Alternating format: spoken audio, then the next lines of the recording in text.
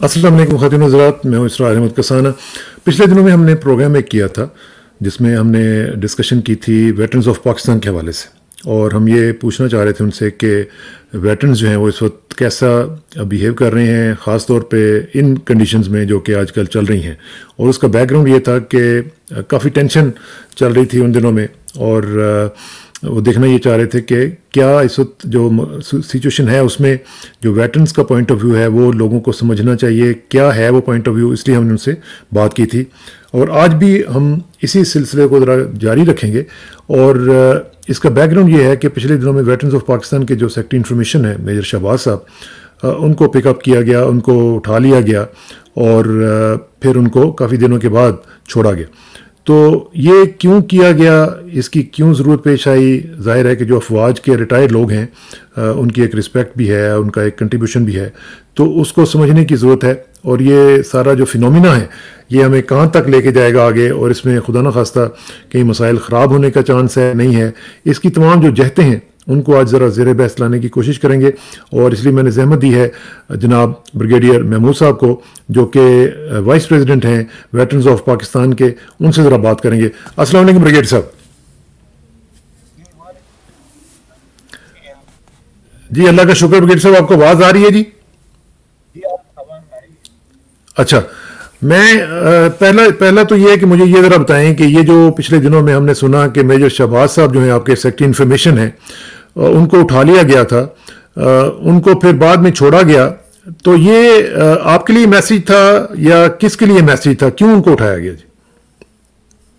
جی میں اس کے اوپر تھوڑی سی تفصیل سے بات کروں گا۔ جی یہ ایک ہفتہ ہوا ہے انہوں نے میجر شہباز کو، جو کہ ہمارے سیکریٹری انفارمیشن ہے، اور کیونکہ ہمارے جو سیکریٹری جنرل ہیں بریگیڈیئر مسعود وہ بیمار ہیں، تو ان کی جگہ بھی یہ کام کر رہے تھے۔ بٹ اٹھانے سے پہلے میں تھوڑی سی بیک گراؤنڈ میں جانا چاہتا ہوں کہ کئی مہینے پہلے بھی انہوں نے شہباز کے ساتھ کانٹیکٹ رکھا تھا، اور یہ کانٹیکٹ رکھنے والے آئی ایس آئی کی ایک ڈیٹیچمنٹ ہے گولڑا میں، وہ کر رہے تھے۔ ایک دو بار تو وہ ان کے دفتر میں بھی آئے، ان کو ملے، پھر ان کو انہوں نے اپنے دفتر میں جو گولڑا ڈیپو کے ساتھ ہے وہاں بلایا، اور اس وقت جو انہوں نے باتیں کی وہ بڑے اچھے ماحول میں کی۔ وہ صرف جو اس کو بار بار جو پیغام دینا چاہتے تھے وہ یہ تھا کہ آپ فوج کے اوپر تنقید نہ کریں، اور خاص کر آپ آرمی چیف کے اوپر تنقید نہ کریں، جس کا کہ انہوں نے کہا جی کہ ہمارا کوئی ارادہ نہیں ہے اس قسم کا کہ ہم فوج کو بدنام کرنے کی کوشش کریں یا آرمی چیف کو بدنام کریں۔ تو اس کے بعد وہاں جو تھا اس وقت انچارج وہاں پر ڈیٹیچمنٹ کا وہ تھا کرنل نعمان، وہ بعد میں میرے پاس بھی آیا۔ اس سے پہلے ایک لیفٹیننٹ کرنل تھا ملٹری انٹیلیجنس کا، وہ بھی آیا میرے پاس، اور دونوں نے آ کر بڑے احترام کے ساتھ اور بڑی عزت کے ساتھ انہوں نے کہا جی کہ ہم آپ لوگوں کے خیالات کا بڑا احترام کرتے ہیں، ہم بڑی عزت کرتے ہیں، بڑی ویلیو اس کی رکھتے ہیں، ہم صرف ہماری ریکویسٹ یہ ہے کہ آپ ڈائریکٹلی آرمی کو کرٹیسائز نہ کریں، جس کے اوپر میں نے بھی ان کو یہ ایشورنس دی کہ ہمارا کوئی ارادہ نہیں ہے کہ ہم آرمی جو ہے اس کی کوئی شہرت یا اس کی عزت جو ہے، اس کی جو پوزیشن جو ہے اس کو کسی طریقے سے ہم بدنام کریں۔ بلکہ یہاں تک کہ میں نے ان دونوں کو اپنی کتابیں بھی دی، میں نے ایک کو کہا کہ یہ تم جا کر جو ڈی جی ایم آئی ہے ان کو دے دینا، اور دوسری کتاب جو تھی میں نے کہا کہ تم جا کے D G I S I کو دے دینا۔ مگر جب جنرل عاصم منیر انہوں نے اس فوج کی کمان سنبھالی تو ہم سمجھتے ہیں کہ اس کے بعد کچھ تھوڑی پوزیشن جو تھی وہ چینج ہو گئی، اور اس کی جو چینج جو تھی وہ سٹارٹ ہوئی جہاں جنرل عاصم منیر نے کچھ ویٹرن کو جب وہ ملے کسی موقع پہ تو ان کو کہا کہ this is a new army, any we don't want to get into that controversy what way it is a new army. ہم نے تو وہ فوج دیکھی ہے جس میں ہم نے نوکری کی اور لوگ بڑی عزت کرتے تھے، تو ہم اس بحث میں نہیں پڑھنا چاہتے. پھر انہوں نے جو کوئی اسپیچز کی ڈفرینٹ گیریزن میں، سیالکوٹ اور لاہور اور باقی جگہ پہ، انہوں نے ویٹرنز کے متعلق تو بڑے غیر مناسب الفاظ استعمال کیے. میں پہلے بھی اس کا ذکر کر چکا ہوں، دوبارہ ذکر کرنے کی ضرورت نہیں ہے.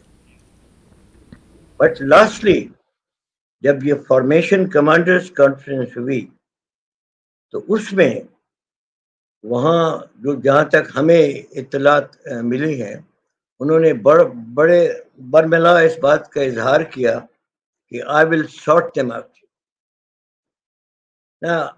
جہاں تک کہ ہمارا تعلق ہے، ہم کسی کلیش میں نہیں پڑنا چاہتے. ہمارا کوئی ارادہ نہیں ہے کہ ہم کسی ادارے کے ساتھ، اور خاص کر فوج جو ہے، جو کہ ہمارا اپنا ادارہ ہے، جس کو بنانے میں ہم نے اپنی ساری عمر جو ہے وہ وقف کی، اور جس عزت کے لیے ہم نے ہر وقت کوشش کی. اور الحمدللہ میں کہتا ہوں کہ اس وقت فوج کی جو عزت ہے اس میں ہمارا بڑا ہاتھ ہے.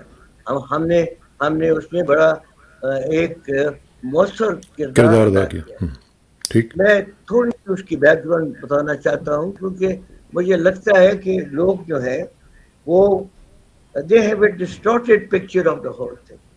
اور خاص کر مجھے بڑا افسوس ہے کہ گورنمنٹ میں جو اتنے بڑے بڑے عہدوں پہ بیٹھے ہوئے ہیں لوگ، انہوں نے اس منافقت کے ساتھ، اور میں سمجھتا ہوں میں اور زیادہ کوئی اسٹرانگ ورڈ تو استعمال نہیں کرتا، جس منافقت کے ساتھ اور جن الفاظ میں انہوں نے اس فوج کے اوپر تنقید کی.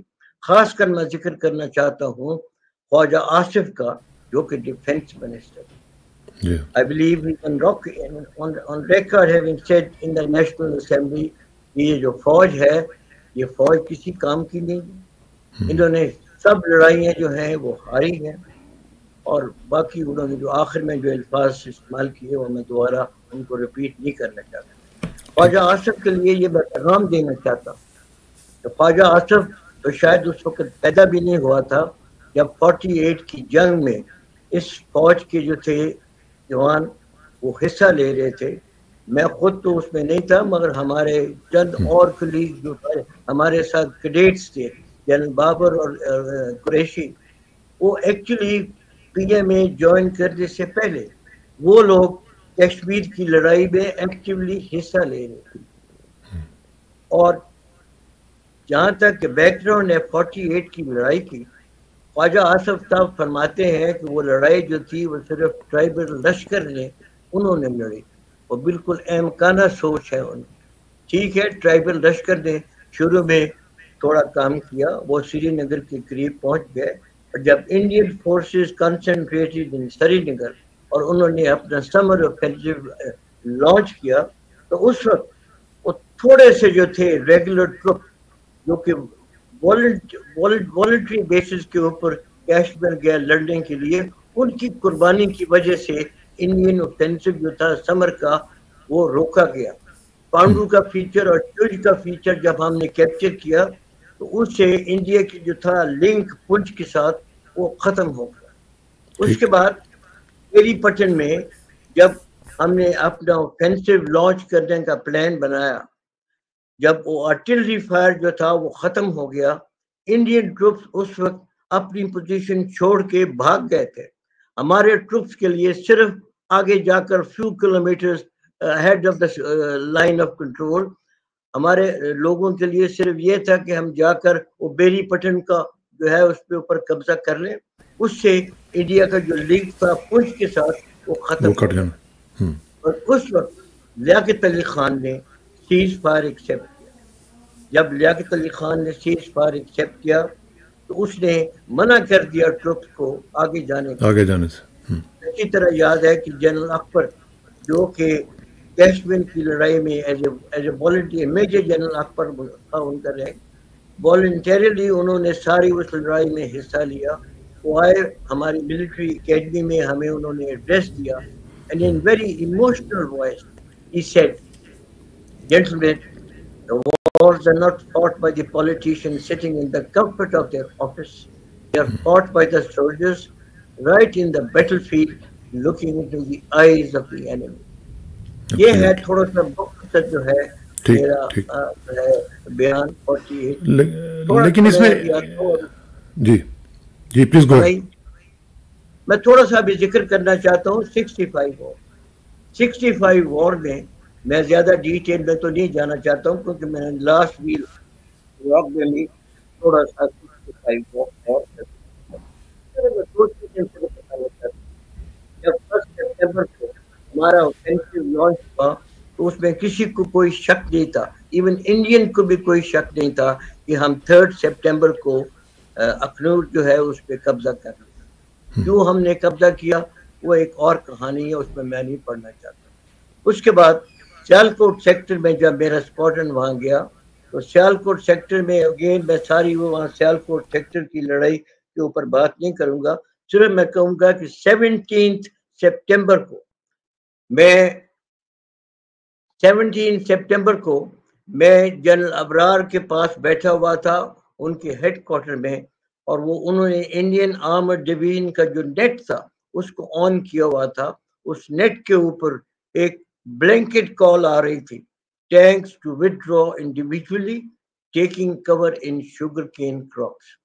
And I want to tell you, they abandoned many of their tanks in the sugarcane crops only to be retrieved after the ceasefire. کیوں ہم نے سیز فائر ایکسیپٹ کیا, کیوں ہم نے اسٹرائک فورس لانچ نہیں کی, اس کو چھوڑیں. بٹ یہ جو میسج تھا ان کا یہ کلیئرلی ریفلیکٹ کرتا ہے کہ ہم نے انڈین آرمی کی جو بیک تھی, we had broken their back in Sialkot sector on the 17th morning.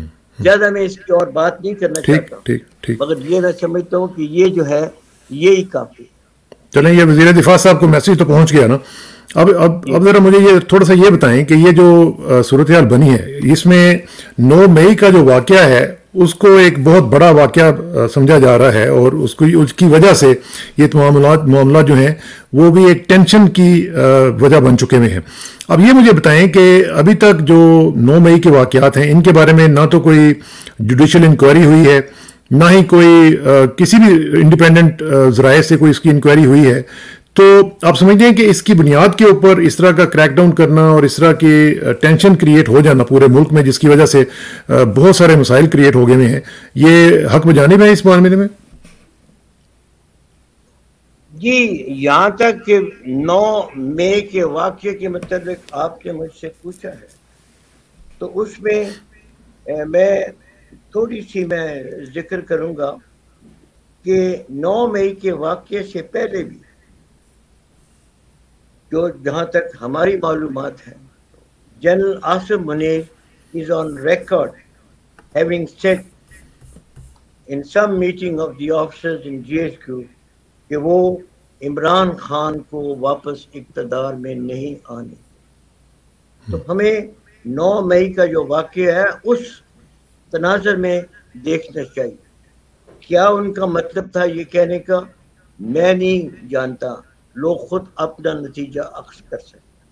مگر میرا جو سوال پیدا ہوتا ہے وہ یہ ہے کہ اس قسم کی سٹیٹمنٹ, یہ کوئی چھوٹی سٹیٹمنٹ نہیں ہے, یہ ایک بہت بڑی سٹیٹمنٹ ہے. اس قسم کی سٹیٹمنٹ کس نے اختیار دیا تھا آرمی چیف کو اتنی بڑی سٹیٹمنٹ دینے کے لیے؟ کون سا کانسٹیٹیوشن ہے, کون سا لا ہے جس کے اندر آرمی چیف کے پاس اتنی طاقت ہے کہ وہ بربلا کہے کہ جی میں فلانے کو اقتدار میں نہیں آنے دوں گا؟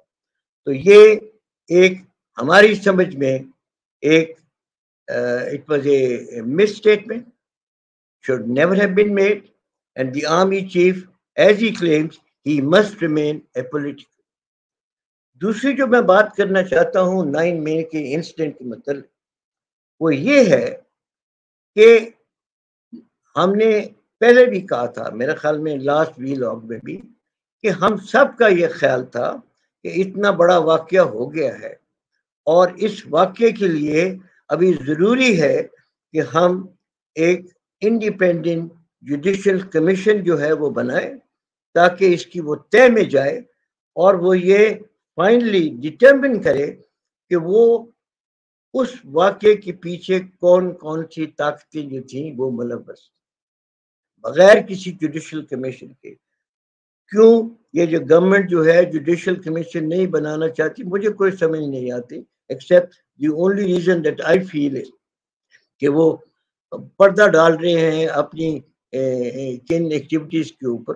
میں نہیں سمجھتا کہ کیا ان کا مقصد ہے, کیا ان کی جو ہے انٹینشن ہے اس کے لیے, بٹ ہم سمجھتے ہیں کہ it needs a purely independent high level judicial inquiry جس میں یہ فیصلہ ہو کہ کس کس نے کیا کردار ادا کیا. میں اس کی جو ہے تھوڑی سی جو it reminds me of a old incident, جبکہ 1933 میں جرمنی میں جرمن جو رائش ٹیک تھی اس کو آگ لگائی گئی اور اس وقت کہا گیا کہ ایک کمیونسٹ ہے جس نے اس کو آگ لگائی. اب 27 کو یہ انسیڈنٹ ہوتا ہے, 28 کو جو اس وقت نازی گورنمنٹ تھی انہوں نے ایک آرڈر پاس کیا, ایک ڈکری پاس کی by the name of Reichstag fire decree 28 کو, جس میں دے ایبولشڈ all rights given under the Constitution of Pakistan and it remained so till 1945. اب جو وہاں اس وقت جو گوبل تھا ہٹلر کے زمانے کا, میں سمجھتا ہوں کہ جو رانا ثناء اللہ ہے یہ اس کی ری انکارنیشن ہے, اور جس کو کہ کہتے ہیں اوتار ہے اس کا, کیونکہ جو رول رانا ثناء اللہ پلے کر رہا ہے بالکل عین مطابق ہے اس کے جو کہ گوبل جو ہے وہ پلے کر. رانا ثناء اللہ, میں کوئی زیادہ اسٹرانگ ورڈ تو استعمال نہیں کرتا ہوں مگر جھوٹ بولتے ہیں, یعنی کہ وہ کہہ رہے ہیں بار بار کہ ملک کے حالات جو ہیں وہ نارمل ہیں, ملک جو ہے وہ کانسٹیٹیوشن کے مطابق چل رہا ہے, رول آف لا کے مطابق چل رہا ہے. میں یہ پوچھتا ہوں وہ کس کو بیوقوف بناتا؟ نظر نہیں آتا کہ ملک کے حالات کیسے ہیں؟ کہ ملک کے حالات اگر یہ نارمل ہے تو یہ ان کی احمقانہ سوچ ہوگی. ملک کے حالات ابھی اس لہج پہ پہنچ گئے ہیں کہ آج ہم تباہی کے بڑے نزدیک ہیں, اور ابھی بھی یہ کہنا کہ جی ملک کے حالات بڑے نارمل ہیں تو یہ تو احمقوں والی بات ہے. تو یہ بریگیڈیئر صاحب اس میں ایک چیز مجھے بتائیں کہ یہ جب ہم 9 مئی کی بات کرتے ہیں اسی کے بیک گراؤنڈ میں جب ہم نے دیکھا کہ فارمیشن کمانڈرز کی ایک میٹنگ ہوتی ہے اور بڑی لینتھی میٹنگ ہوتی ہے, اس کے بعد ایک پریسر آتا ہے, ایک پریس سٹیٹمنٹ آتی ہے DGISPR کی طرف سے, اور اسی میں ہم نے دیکھا کہ لائرز کی طرف سے بھی ایک اسی طرح کی سٹیٹمنٹ آتی ہے جو کہ دونوں ہم دیکھتے ہیں کہ پولز اپارٹ ہیں. تو اس طرح کی جو صورتحال ہے اس میں یہ نہیں آپ کو لگتا کہ یہ دونوں تھنکنگز کا پیٹرن ہے, یہ کلیش ہے between the army and the thinking people of Pakistan?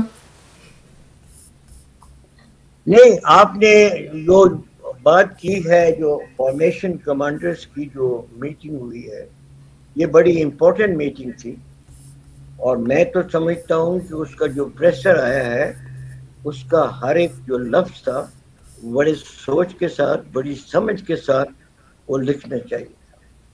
بہرحال یہ ان کی مرضی ہے, انہوں نے جو بھی اس وقت پریس سٹیٹمنٹ دی DGISPR نے وہ اپنی جگہ پہ ہے, مگر آپ نے دیکھا ہوگا کہ 2-3 دن پہلے لائرز جو تھی, لائرز ڈیموکریٹک لائرز جو تھی ایسوسی ایشن لاہور میں, انہوں نے ایک میٹنگ کی. اب جو وہاں پر اس میٹنگ میں جو سپیچز ہوئی اور جس اسٹرانگ لینگویج میں انہوں نے اپنے جذبات کا اظہار کیا اس کے اوپر بھی ہمیں سوچنا چاہیے کہ وہ جو میٹنگ تھی وہ کوئی PTI کے لائرز کی میٹنگ نہیں. That meeting was across the board. اس میں فرد اللہ بابر بھی تھا جو کہ PPP کا ہے, اور جو اسپیچ اس نے کی میں سمجھتا ہوں کہ وہ بھی اس نے بڑے صحیح جذبات جو تھا اس کا اظہار کیا. اس نے صاف کہا کہ those who come riding on the shoulders of these powers, they should understand کہ they can remove them anytime.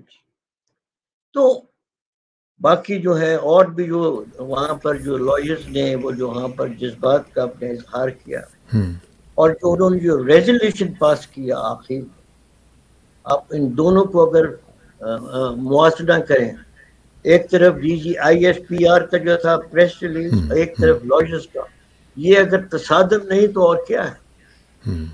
General Asim Munir بار بار یہ کہہ رہے ہیں جب وہ PMA میں گئے ایڈریس کرنے کے لیے کہ the army draws power from the people of Pakistan. وہاں پر بھی انہوں نے کہا کہ دراڑیں پڑ گئی ہیں فوج میں اور عوام کے درمیان، بجائے اس کی کہ آپ تدارک کریں ان کا کیا وجہ تھی جس وجہ سے وہ دراڑیں پڑی ہیں اور حالات کو نارمل آپ کرنے کی کوشش کریں.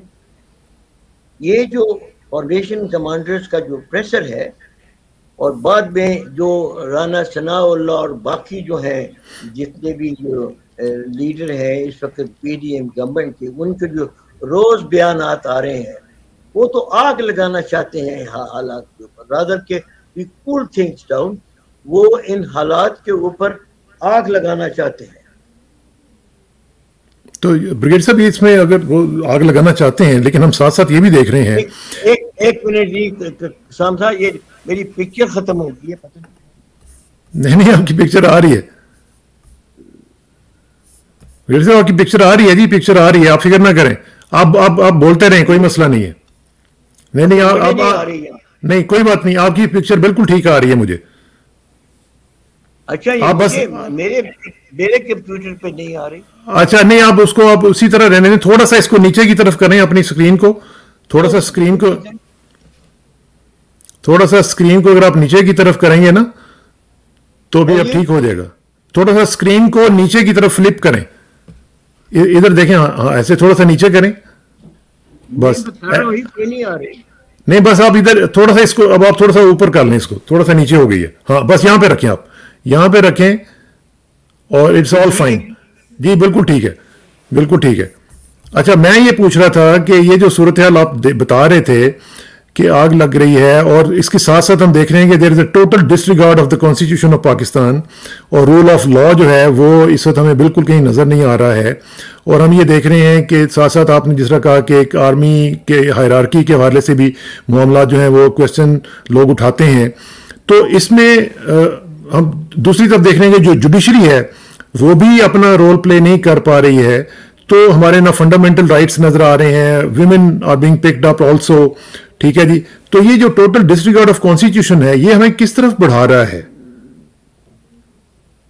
نہیں جی، وہ لاسٹ وی لاگ میں نے کانسٹیٹیوشن کے اوپر بات کی تھی کہ یہ ہمارے memorandum and article of association میں لکھا ہوا ہے، مگر میں اس کی بلکہ ایک تھوڑی اور بھی وضاحت کروں گا کہ امریکن جو chairman joint chief of staff ہیں 11 نومبر 2020 کو انہوں نے واشنگٹن میں ایک مانومنٹ بنائی تھی جس میں سارے ویٹرن جو تھے ان کو انوائٹ کیا تھا، جس میں کہ وہ chairman joint chief of staff خود تھے اور تینوں سروسز کے چیف تھے. وہ اپنی ویٹرن ایسوسیشن کی میٹنگ ہر سال 11 نومبر کو کرتے ہیں، اور سارے جتنے بھی سرونگ جنرلز ہیں ان کے وہ اس میٹنگ میں آتے ہیں اور وہ آ کے اپنا رسپیکٹ شو کرتے ہیں جو اس وقت ویٹرن جو ہوتے ہیں، کیونکہ وہ اپنے ویٹرنز کی بڑی عزت کرتے ہیں اور بڑی قدر کرتے ہیں، اور جو ان کی اوپینین ہے ان کو بڑی اہمیت دیتے ہیں. اس میں تھوڑے سے الفاظ میں بیان کرنا چاہتا ہوں جنرل ملی، جس میں انہوں نے کہا کہ we take no oath to a king or a queen, a tyrant or a dictator. We take no oath to any one individual. We take an oath to the Constitution, and we all, the soldiers, airmen, and sailors, are under obligation to defend the Constitution of America, even regardless of whatever price we may have to pay for. تو انہوں نے ان الفاظ میں یعنی کہ constitution کی اہمیت جو تھی وہ اجاگر کی. ہمارے ملک میں انفارچونیٹلی اس کانسٹیٹیوشن کی نہ کوئی اہمیت سمجھتا ہے اور نہ اس کانسٹیٹیوشن کو کوئی فالو کرنے کے لیے تیار ہے. میں کوئی زیادہ اسٹرانگ ورڈز تو استعمال نہیں کرنا چاہتا، مگر میں یہ ضرور کہوں گا کہ یہ جو ہے جو بھی کانسٹیٹیوشن کی وائلیشن کرتا ہے اور کانسٹیٹیوشن کو ایک کاغذ کا ٹکڑا سمجھ کے پھینک دیتا ہے، he is committing an offense and I think he is chargeable under Article 6. بہرحال اس کو ابھی چھوڑیں. مگر جہاں تک کہ کانسٹیٹیوشن کی بات ہے، ہمارے کانسٹیٹیوشن کا جو پریمبل ہے وہ کلیئرلی اسٹیٹس، بلکہ دی constitution of Pakistan abounds that the democracy, freedom, equity, tolerance of social justice as enshrined in Islam must always be observed. میں پوچھتا ہوں وہ کدھر ہے ڈیموکریسی، کدھر ہے جسٹس ایز انشرائنڈ بائی اسلام؟ یعنی کہ کسی کو اس کی پرواہ نہیں ہے. ہم بات کرتے ہیں اسلام کی، ہم بات کرتے ہیں کانسٹیٹیوشن کی، مگر اس کے اوپر عمل نہیں کرتے. اور جہاں تک کہ کانسٹیٹیوشن کے اوپر عمل کرنے کا تعلق ہے، میں سمجھتا ہوں کہ سب سے بڑی ذمہ داری جو ہے یہ ہماری سپریم کورٹ کے اوپر آتی ہے. اور ہم امید کرتے ہیں کہ ہماری سپریم کورٹ اس نازک موقع پہ اپنا جو کردار ہے کانسٹیٹیوشن کو، اس کو protect and preserve the constitution of Pakistan, اس کے اوپر اپنا مؤثر جو ہے کردار ادا کریں. ٹھیک. اچھا برگیڈ صاحب اچھا پلیز یہ کہنا چاہتا ہوں کہ یہ ہماری فوج کے اوپر لازم ہے کہ جو بھی ججمنٹ سپریم کورٹ دے یہ ان کے اوپر لازم ہے کہ اس کے وہ عمل کروائیں. وہ اس کے اوپر غیر جانبدار ہو کے نہیں بیٹھ سکتے. اس سے پہلے بھی جنرل جہانگیر کرامت نے جب موقع آیا تو انہوں نے آرام سے جو ہے فوج کو علیحدہ کر دیا. یہ فوج کی ذمہ داری ہے کہ جو بھی فیصلہ سپریم کورٹ پہ کرے وہ اس کے اوپر عمل کروائے. اچھا برگیڈ صاحب، اس میں ایک چیز مجھے ذرا تھوڑا سا بتائیں کہ شروع میں آپ نے بتایا کہ یہ کہا گیا تھا کسی میٹنگ میں کہ جی عمران کو واپس نہیں آنے دینا، تو آپ نے کہا کہ یہ ان کو کس نے اختیار دیا تھا کہ عمران کے متعلق یا کسی بھی لیڈر کے متعلق وہ یہ بات کہیں. لیکن مجھے ایک بات بتائیں کہ کیا اس طرح کرنے سے آپ سمجھتے ہیں کہ عمران خان جو ہے مائنس ہو جائیں گے، اسی طرح جس طرح کہ پہلے ہم کئی لوگوں کو مائنس کر چکے ہیں، پوری ہماری تاریخ بھری ہوئی ہے اس طرح کی مثالوں سے، تو کیا عمران خان بھی مائنس ہو جائیں گے جی اس طرح؟ دیکھیں جی، میں یہ نہیں کہہ سکتا کہ عمران خان مائنس ہو جائیں گے یا نہیں ہو جائیں. میں تو صرف یہ کہنا چاہتا ہوں کہ یہ لوگ جو طاقت کے نشے میں ہیں وہ سمجھتے ہیں کہ وہ ہر سیاہ اور سفید کے مالک ہیں. یہ ان کی احمقانہ سوچ ہے. جو طاقت مطلق ہے وہ صرف اللہ تعالیٰ کے پاس ہے. آخری فیصلہ جو کرنا ہے وہ اللہ تعالیٰ نے کرنا ہے. بے شک.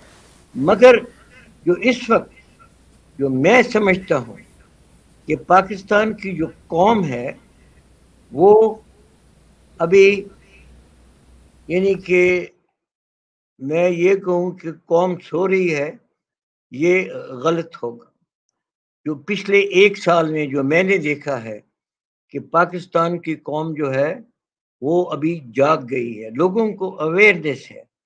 میں نے جو جذبہ اس قوم میں آج میں دیکھ رہا ہوں وہ جذبہ تھا جب پاکستان بنا، جس وقت کہ میں اس وقت 10 سال کا تھا جب میں منٹو پارک میں 20 مارچ کو بیٹھا ہوا تھا اور قائد اعظم کی تقریر سن رہا تھا. اس تقریر کے بعد جو لوگوں میں جذبہ پیدا ہوا اور جس جذبے کے ساتھ لوگوں نے پاکستان کی موومنٹ میں حصہ لیا اور پاکستان بنایا، اس کے بعد میں نے یہ جذبہ دیکھا ہے 1965 کی لڑائی، اور آج میں پھر یہ جذبہ جو ہے یہ میں دیکھتا ہوں. میں اس سے مجھے وہ منظر بھوپالی کا ایک مصرع یاد آتا ہے، طاقتیں تمہاری ہیں اور خدا ہمارا ہے۔ تو میں سمجھتا ہوں کہ پاکستان کے عوام جو ہیں اللہ تعالیٰ ان کی رہنمائی کرے گا، مگر پاکستان کے عوام جو ہیں ان کو with a firm resolve they have to take a clear stance۔ اس میں یہ ہے کہ جو بھی وہ احتجاج کریں وہ پیسفل ہو، جیسا کہ 9 مئی کو ہوا تھا، اس قسم کا احتجاج نہ کریں، بلکہ وہ جو ہیں احتجاج کریں، کیونکہ اگر پاکستان کے عوام چپ کر کے بیٹھ گئے تو پھر کچھ جو ہے میں نہیں سمجھتا ہوں اچیو ہو سکتا ہے۔ علامہ اقبال نے ٹھیک کہا تھا کہ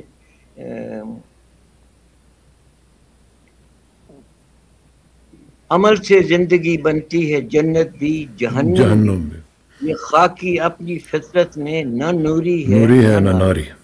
بالکل ٹھیک ہے۔ اچھا بغیر صاحب، آخر میں صرف مجھے ایک چیز بتائیے گا، آپ نے شروع میں جب ہم نے بات کی تھی میجر شہباز صاحب کے حوالے سے، اور تھینک گاڈ کہ ہی از بیک، ایک چیز مجھے ذرا بتائیں کہ جو ویٹرنز آف پاکستان ہیں یا ہمارے جو دوسرے لوگ ہیں جو ریٹائر ہو چکے ہوئے ہیں، کیا ان کا تو جو بجٹ ہے وہ بھی سویلین بجٹ میں سے آتا ہے، جو پینشنز وغیرہ کا سلسلہ ہے، تو کیا ان سے یہ ایکسپیکٹ کرنا کہ وہ آج بھی اسی طرح فوج کے ڈسپلن کے ساتھ منسلک رہیں یا ان کی پالیسیز کو فالو کریں، اس میں کیا ڈائیکاٹمی نہیں ہے؟ کیا آپ لوگ سویلین نہیں ہیں اس وقت؟ اور اگر آپ سویلین ہیں تو پھر اس کے اوپر آپ کے اوپر لاز وہ تو نہیں آنے چاہیے جو کہ عام سویلینز پہ آتے ہیں، وہی آنے چاہیے نا آپ کے اوپر؟ تو یہ ڈائیکاٹمی ہے آپ کی نظر میں؟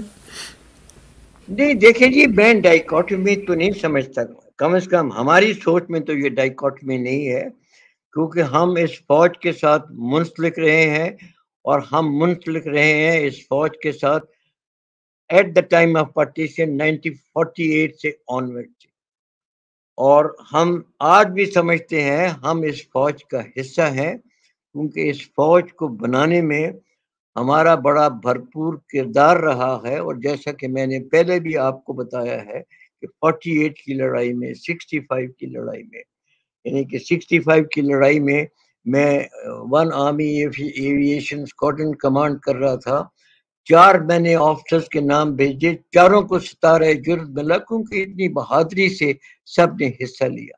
تو ہم تو آج بھی اپنی آپ کو اس فوج کا حصہ سمجھتے ہیں، اور جیسا کہ میں نے پہلے بھی کہا کہ general Asim Munir should not consider himself infallible۔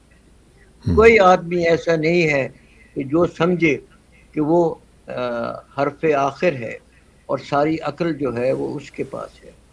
ہم جو مشورہ دیتے ہیں ہمارا بڑا سنسیئر مشورہ ہے، ہمارے کوئی پرسنل انٹرسٹ نہیں ہے، نہ ہمارا کوئی سیاست میں انٹرسٹ ہے، نہ ہم نے اس وقت کچھ مراعات لینی ہے، نہ ہمیں کوئی پلاٹ چاہیے، نہ ہمیں اور کچھ چاہیے، ہماری اس وقت کوئی ضرورت نہیں۔ ہم اس وقت ایک دردمند پاکستانی کے طور پر ایک minute, we just at the twilight years of our life we want to put our best foot forward for this country and this army۔ Absolutely اللہ کرے کہ اسی طرح ہی ہو سکے۔ برگیڈیئر صاحب کا بہت بہت شکریہ، انشاءاللہ آپ سے رابطہ رہے گا، اور آپ کے لیے دعائیں کہ اللہ تعالیٰ آپ کو خیریت سے رکھے، اپنی عافیت میں رکھے، اور پاکستان کو اپنی عافیت میں رکھے۔ بہت بہت شکریہ، انشاءاللہ جلدی ملاقات ہوگی جی آپ سے۔ بہت شکریہ، تھینک یو سو مچ جی۔ آئی ہوپ کہ ہمارا جو پیغام ہے اس کا کچھ اثر ہو، کچھ نتیجہ ہو، انشاءاللہ ضرور ہوگا۔ We are saying it in all sincerity۔ ضرور ہوگا انشاءاللہ، اور وہ بھی آپ کی بات سنیں گے انشاءاللہ دیکھیے گا، اللہ خیر کرے گا۔ تھینک یو جی، thank you very much, see you soon, السلام علیکم۔